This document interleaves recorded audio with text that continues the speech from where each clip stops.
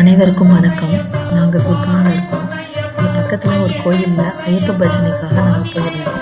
அது மனசுக்கு மிகவும் நிறைவா இருந்தது. அதனால அத நான் ஷேர் பண்றேன் உங்களுக்காக. நீங்க ஐயப்பனோட அருள பெறணுன்றதுக்காக.